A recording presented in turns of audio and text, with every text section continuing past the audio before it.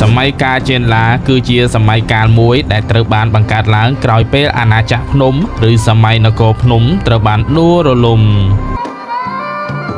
សូមប្រិយមិត្តទាំងអស់គ្នាមេត្តាជួយ Subscribe Channel YouTube មរតកខ្មែរម្នាក់មួយផងដើម្បីទទួលបានវីដេអូថ្មីបែបប្រវត្តិសាស្ត្របន្តទៀតសូមអរគុណ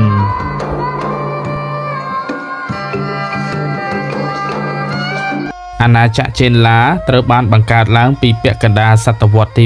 6ដល់ដើមសតវត្សទី9គឺជាឈ្មោះនៃអាណាចក្រមួយដែលបានបង្កើតឡើងក្រោយពីអាណាចក្រភ្នំឬសម័យនគរភ្នំត្រូវបានដួលរលំនៅសតវត្សទី7ក្រោយការចូលទីបង្គត់របស់ព្រះបាទជ័យវរ្ម័នទី1រាជាណាចក្រកម្ពុជាឬនគរចេនឡាត្រូវបានបំបែកជានគរជាពីរ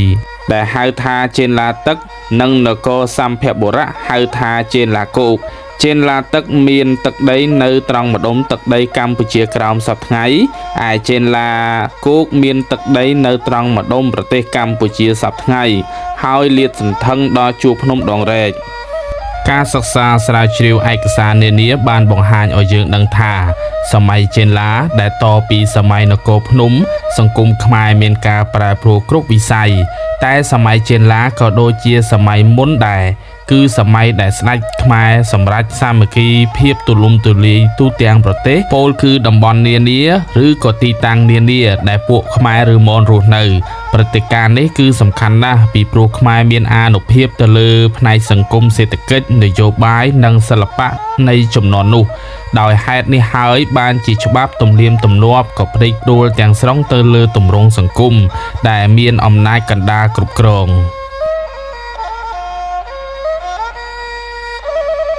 ការបែកបាក់នៃនគរភ្នំគ្រាដំបូងបង្អស់នៃប្រទេសកម្ពុជាឬក៏ជាការចាប់ផ្ដើមការបង្កើតនៃនគរចេនឡាឡើងសម័យចេនឡាគឺជាសម័យឈ្មោះអាណាចក្រមួយដែលកើតឡើងក្រោយពីអាណាចក្រភ្នំត្រូវបានដួលរលំ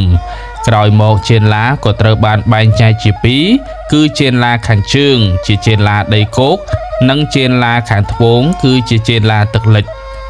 ចេនឡាជាសមណរដ្ឋមួយរបស់អាណាចក្រភ្នំដែលស្ថិតនៅវាលទំនាបកណ្ដាលទន្លេមេគង្គក្នុងតំបន់បាសាក់ប្រទេសឡាវសពថ្ងៃនេះរាជធានីឈ្មោះភវបុរៈក្សត្រដែលបានគ្រងរាជនៅចេនឡាជាខ្សែរាជវង្សសូរ្យវង្សចាប់ពីសតវត្សទី3មកអាណាចក្រភ្នំបានចងសម្ព័ន្ធមិត្តនឹងប្រទេសចម្ប៉ាប៉ុន្តែមកដល់សតវត្សទី5ចក្រភពនេះបានបដិវត្តន៍សម្ព័ន្ធភាពហើយឈប់ជួយចម្ប៉ាក្នុងការច្បាំងនឹងប្រទេសចិនព្រឹត្តិការណ៍នេះកើតឡើងបន្ទាប់ពីមានទំនាក់ទំនងពាណិជ្ជកម្មនាំទៅប្រទេសចិននៅគ្រឿងអលង្ការសូត្រភ្លុកចានជាដើមបាននិយាយអំពីប្រជាកសិករនិងស្ថានភាពសង្គមការលូតលាស់ពូជពង្សនៃជនជាតិខ្មែរសម័យនោះពុំទាន់ធំធាត់ទេជាកត្តាចម្បងធ្វើឲ្យមានការបែកបាក់ផ្ទៃក្នុងប្រទេសម្យ៉ាងទៀតលក្ខណៈពិសេសនៃសេដ្ឋកិច្ចរបស់ប្រទេសនិងការវិវត្តខាងនយោបាយនៃប្រទេសពឹងផ្អែកទៅលើដីស្រែចម្ការវាលទំនាបទន្លេមេគង្គសម្បូរភ្លុកត្រពាំងដូចនេះនៅនគរភ្នំដីសម្រាប់ដាំស្រូវមានតិចតួចតម្រូវឲ្យមានការវាតដីជាបន្តបន្ទាប់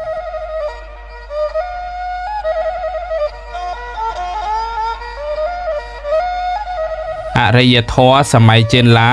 ក្រៅពីសិលាចារឹកប្រើភាសាសំស្ក្រឹតគេប្រទះឃើញសិលាចារឹកក៏ប្រើភាសាខ្មែរបុរាណជាលើកដំបូងគឺនៅអង្គរបុរីរវាងគ្រិស្តសករាជ611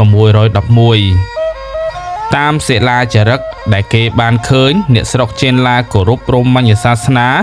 គណៈព្រះវិស្ណុព្រះសិវៈនិងពុទ្ធសាសនាមហាយានជីវភាពសង្គមលក្ខណៈមនុស្សអ្នកស្រុកចេនឡាមានមាឌតូចសម្បុរខ្មៅដូចអ្នកនគរភ្នំដែរប៉ុន្តែស្រីភាគច្រើនមានសម្បុរខ្មៅទាំងប្រុសទាំងស្រីបួងសក់ពាក់រយ៉ាមថែមទៀតដូចខ្មែរយើងសម័យសពថ្ងៃទំនៀមទម្លាប់អ្នកស្រុកចេនឡាវៀងវៃណាស់គេ គេចាត់ទុកដៃស្ដាំជាដៃបរិសុទ្ធឯដៃឆ្វេងមិនបរិសុទ្ធទេរៀងរាល់ព្រឹកគេតែងតែលុបលាងដុសធ្មេញនិងសម្បកស្លារួចអានសៀវភៅឬសូត្រធម៌មុនពេលទទួលទានអាហារគេតែងតែធ្វើការលុបលាងសាជាថ្មីពេលបរិភោគរួចគេចាក់ធ្មេញហើយសូត្រធម៌ម្ដងទៀតសិលាចារឹកបានបញ្ជាក់ថាគេនិយមរាប់ខ្សែខាងម្ដាយក្នុងការជ្រើសរើសគូស្រករគឺពួកប្រុសទៅដណ្ដឹងស្រីពេលការរួចកូនប្រុសត្រូវទទួលមរតកពីឪពុកម្ដាយរួចក៏បែកផ្ទះ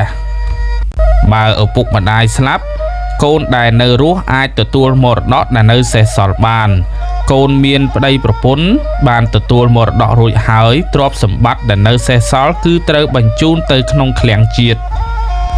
ក្នុងពិធីបុណ្យសពកូនទាំងអស់ត្រូវអត់បាយ7ថ្ងៃកោសក់យំស្រែកយ៉ាងខ្លាំងគ្រួសារហែហោមសពមានភ្លេងព្រះសង្ឃទៅបច្ឆាសង្ឃដោយឈើក្រអូបរើសធាតុដាក់ក្នុងកោដ្ឋរួចយកទៅទម្លាក់ចោលក្នុងទឹកខ្លះគេគ្រាន់តែយកសពទៅដាក់ចោលក្នុងព្រៃហើយពេលទៅណាមកណាអ្នកស្រុកមានពាក់អាវក្រោះនិងកាន់អាវុធទុកដើម្បីការពារសុវត្ថិភាពរបស់ខ្លួននេះបើដកស្រង់ពីសៀវភៅវប្បធម៌ទូទៅ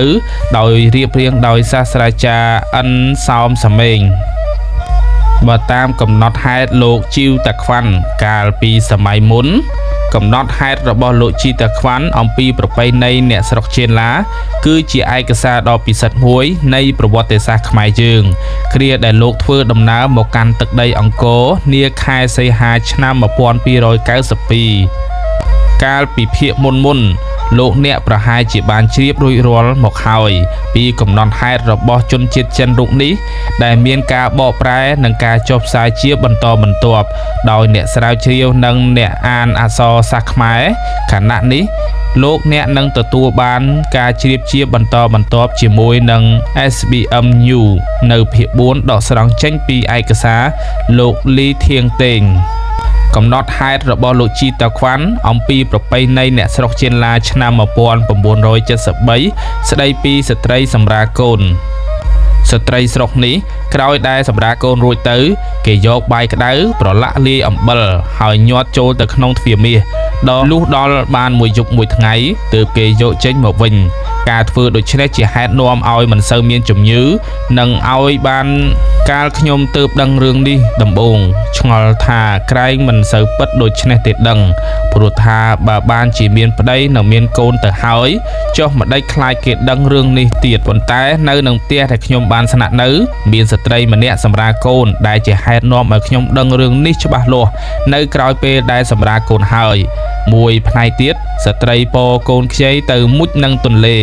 ដែលជាការចម្លែកនិងមិនដែលជួបប្រទះទេនៅពេលដែលខ្ញុំទៅជួបគេម្ដងណាគេតែងពោលថាស្ត្រីស្រុកនេះក្រាស់ដោយកាមតណ្ហាណាស់ក្រោយពេលដែលសម្រាលកូនហើយបានមួយថ្ងៃឬបាន2ថ្ងៃប៉ុណ្ណោះគេក៏រួមដំណេកជាមួយនឹងប្តីម្ដងទៀតប្រសិនបើប្តីនោះបំពេញចំណង់ខ្លួនមិនបាននោះទេនឹងត្រូវគេបោះបង់ចោលដោយពួកប្រសិនប្តីនោះមានធុរៈទៅស្រុកឆ្ងាយអស់ច្រើនយប់ចាប់ពី10យប់ឡើងទៅច្បាស់ជាត្រូវប្រពន្ធស្ដីឲ្យថាខ្ញុំមិនមែនជាស្ត្រីខ្មោចទេតើខ្ញុំអាចដេកម្នាក់ឯងមិនដេចនឹងបានខ្ញុំឮថាមានស្ត្រីច្រើនណាស់រក្សាទុកនៅសេចក្តីបរិសុទ្ធរបស់ខ្លួនស្ត្រីច្រើនតែឆាប់ចាស់ណាស់ស្ត្រីច្រើនតែឆាប់ចាស់ជាងណាស់ពីព្រោះតែគេឆាប់មានប្តីឆាប់មានកូនពេកមនុស្សដែលមានអាយុ20ឬ30គឺប្រហែលគ្នានឹងជនជាតិចិនដែលមានអាយុ40ឬ50ឆ្នាំដូចនេះដែរនេះបើតាមការដកស្រង់ចេញពីឯកសារលោកលីធៀងតេងកំណត់ហេតុរបស់លោកជីតាខ្វាន់អំពីប្រពៃណីអ្នកស្រុកចេនឡាគឺឆ្នាំ1973សូមប្រិយមិត្តទាំងអស់គ្នាមេត្តាជួយ Subscribe Channel YouTube មរតកខ្មែរម្នាក់មួយផងដើម្បីទទួលបានវីដេអូថ្មីបែបប្រវត្តិសាស្ត្របន្តទៀតសូមអរគុណ